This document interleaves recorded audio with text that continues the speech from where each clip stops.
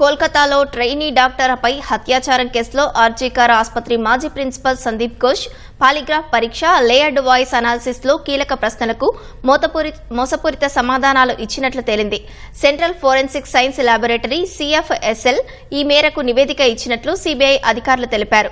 ఈ కేసులో పోలీసు అధికారి అభిజిత్ మోండల్, సందీప్ ఘోష్ కలిసి నేరాన్ని తక్కువ చేసి చూపడం, కప్పిపుచ్చేందుకు యత్నించడం వంటివి చేశారని సిబిఐ ఆరోపిస్తోంది.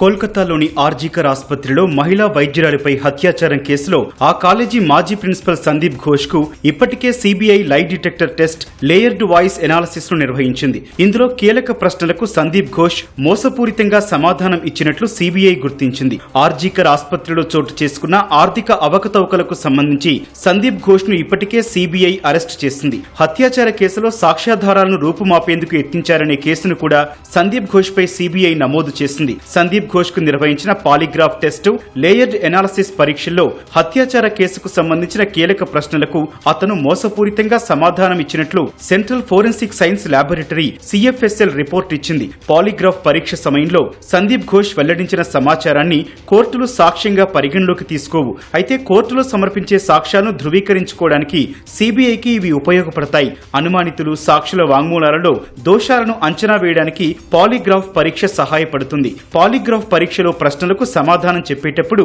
నిందితులు లేదా సాక్షుల మానసిక స్పందనలు, హృదయ స్పందన రేటు, శ్వాస విధానం, చెమటలు, రక్తపోటును పర్యవేక్షించడం ద్వారా పరిశోధకులు వారి ప్రతిస్పందనలో వ్యత్యాసాలు ఉన్నాయో లేదో గుర్తిస్తారు. ఆగస్టు 9వ తేదీ ఉదయం 9:58 వైద్యురాలిపై హత్యాచారం జరిగిందన్న సమాచారం సందీప్ ఘోష్ కు చేరినా అతను వెంటనే పోలీసులకు ఫిర్యాదు చేయలేదని సిబిఐ ఆరోపిస్తోంది. వెంటనే ఎఫ్ఐఆర్ నమోదు చేయలేదని, వైద్యురాలి మృతదేహంపై గాయాలు కనిపిస్తున్నా ఆమె ఆత్మహత్య చేసుకున్నారనే కొత్త వాదన తెరపైకి తెచ్చారని సందీప్ ఘోష్ పై ఆరోపణలున్నాయి. వైద్యురాలిది అసహజ మరణమని ఆగస్టు 9న రాత్రి 11:30 ఎఫ్ఐఆర్ నమోదైతే ఆ రోజు ఉదయం 10:03 Tala police station officer incharge Abhijit Mondal తో మధ్యాహ్నం 1:40 అడ్వకేట్ తో సందీప్ ఘోష్ టచ్ లో ఉన్నట్లు సిబిఐ ఆరోపిస్తోంది. సమాచారం అందిన వెంటనే ఘటనా స్థలికి చేరుకోకుండా గంట ఆలస్యంగా వెళ్లిన అభిజిత్ మోండల్ ను కూడా సిబిఐ అరెస్ట్ చేసింది. క్రైమ్ సీన్ వద్ద కీలక ఆధారాలు ధ్వంసం కాకుండా భద్రత కల్పించడంలో విఫలమైనట్లు అభిజిత్ పై ఆరోపణలున్నాయి.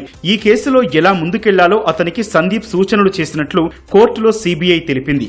ఘోష్, అభిజిత్ కలిసి నేరాన్ని తక్కువ చేసి చూపడంతో పాటు దాన్ని కప్పిపుచ్చేందుకు ప్రయత్నించారని పేర్కొంది. శవాగారానికి మృతదేహాన్ని వెంటనే తరలించాలని సందీప్ ఘోష్ ఆదేశాలు ఇవ్వడం కూడా పలు అనుమానాలకు తావిస్తోంది.